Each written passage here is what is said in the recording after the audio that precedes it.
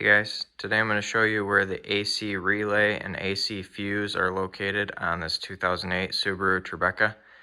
If this video is helpful, can you smash that thumbs up button for me and leave a comment down below for the YouTube algorithm? It really helps out a lot. So we'll do the fuse first, which is located in here. So I'm going to pull this out.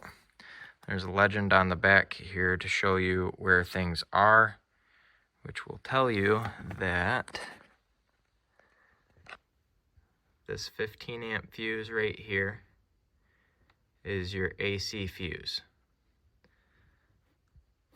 So it's this 15 amp fuse, the third one over, second one up right there. So now we are going to pop our hood.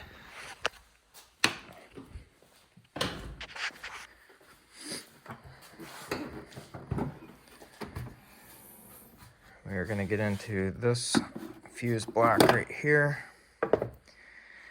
And there is also a legend here to tell you where stuff is, which will tell you that your AC relay is this black relay right here.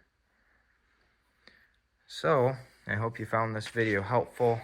If you did, smash that thumbs up button. Leave a comment down below for the YouTube algorithm. Thank you for watching and have a good one.